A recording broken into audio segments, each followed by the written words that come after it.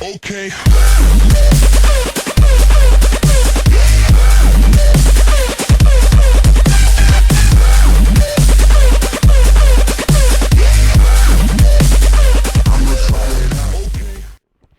Donc je suis actuellement en compagnie de la team, enfin certains membres de la team Project 33, également une association. Salut les gars. Salut à vous de nous interviewer. Salut, et merci pour cette invitation. Quoi. Il ne te mord pas. Ouais, c'est ce que... Il est mort. Donc est-ce que vous pouvez un peu nous présenter ce qu'est la team Project 33 ou l'association, parce que je sais que vous faites pas mal d'activités pour promouvoir la discipline également. Et vous faites différents événements, que ce soit le Téléthon ou autre.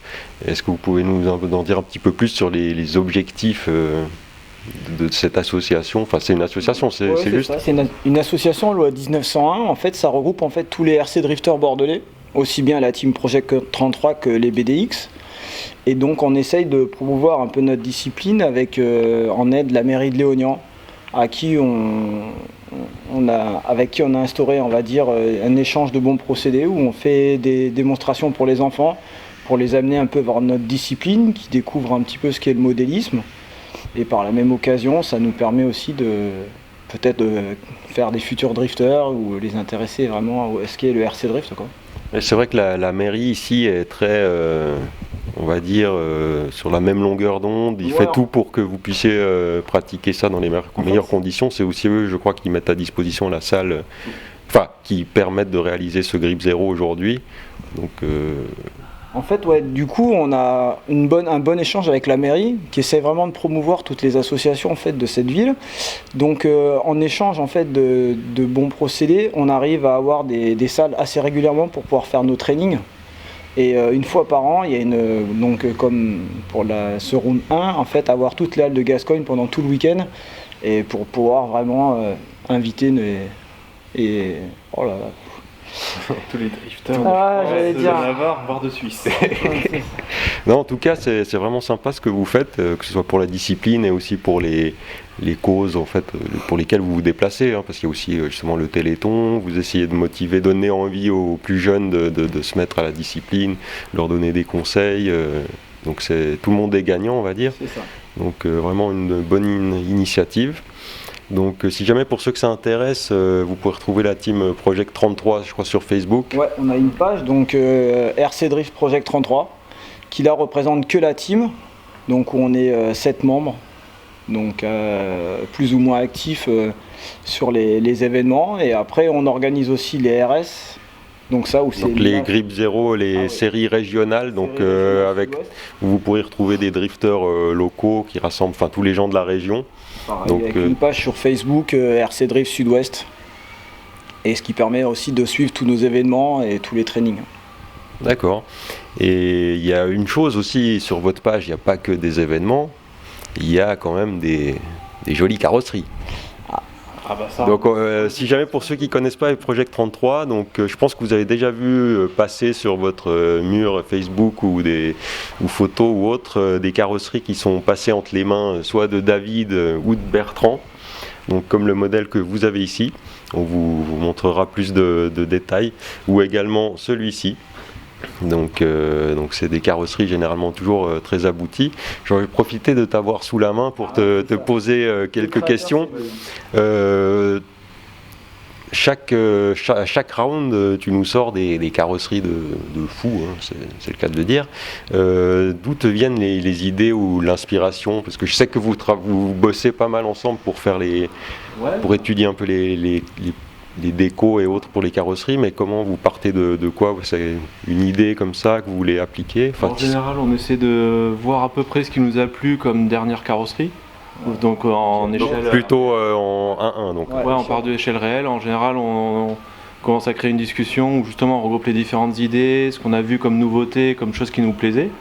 Et après, nous, on n'est pas des créateurs. C'est-à-dire qu'on ne va pas créer quelque chose de A à Z. Donc vous inspirez de voitures réelles et après vous... On va faire de la réplique. Donc on va reprendre la décoration d'origine.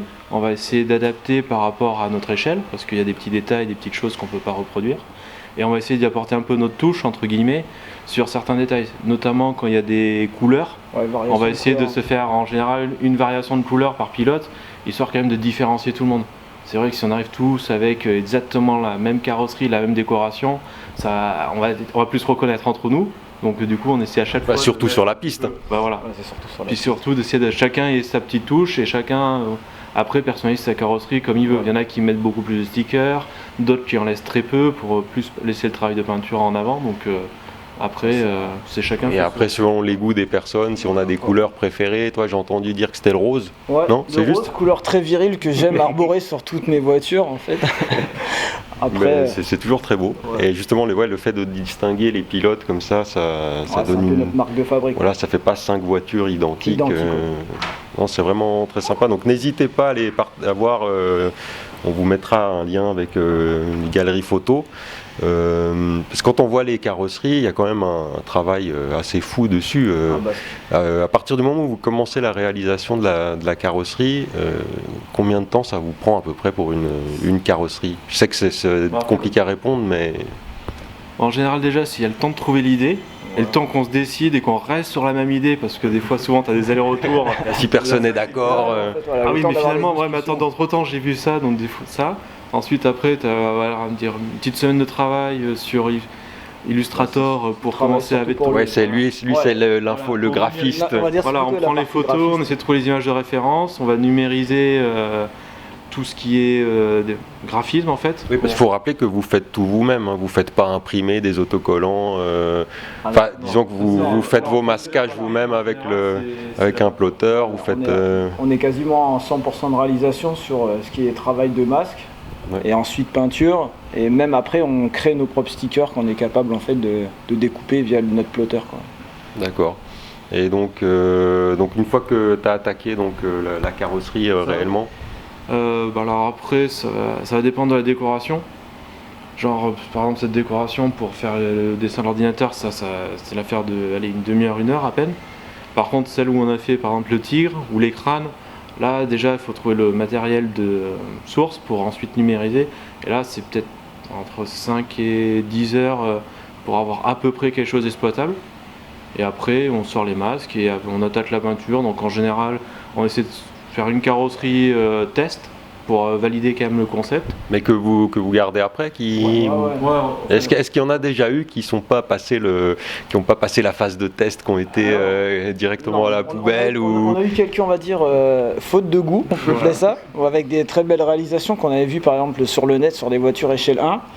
Et malheureusement qu'une fois qu'on a répliqué à notre échelle, en fait on s'est rendu compte de plein de petits défauts qui étaient vraiment, on va dire, visibles qu'à partir de la réduction du schéma et tout. Donc du coup, on a eu quelques loupés, mais bon. Surtout quand on a fait 5 à la fois avec le loupé. Donc maintenant, on a eu 5 l'idée c'est quand même d'essayer d'essayer de valider un peu en amont pour éviter de reproduire ce genre d'incident de parcours. Et sinon, est-ce que, j'en profite de vous demander, est-ce qu'il y a un modèle particulier que vous préférez travailler, une carrosserie préférée sur laquelle vous revenez souvent, ou à chaque fois c'est des modèles complètement différents, à chaque fois vous voulez pas refaire la même chose, enfin pas avoir la même base, ou est-ce que, je sais qu'il y en a qui préfèrent les Nissan, d'autres les BMW, comment...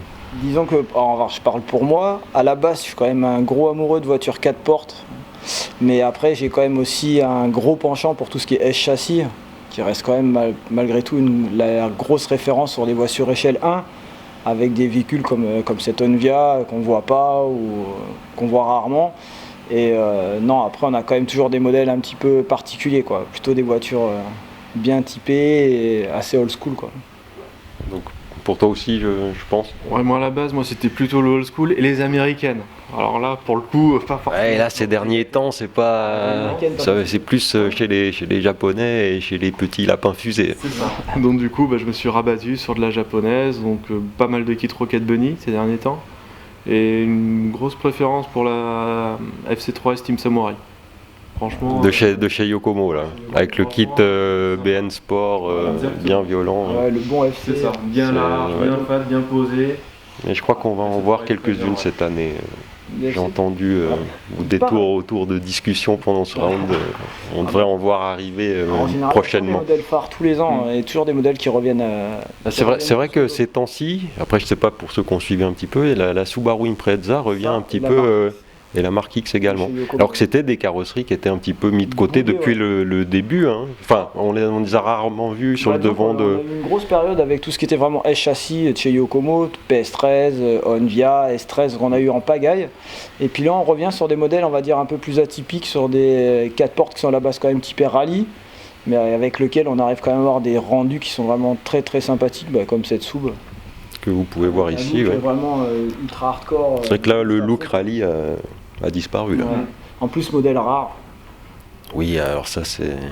Ça, après, il faut savoir les dégoter. Voilà. Ou alors avoir un stock, un stock qui date un petit peu. Ce fameux merdier.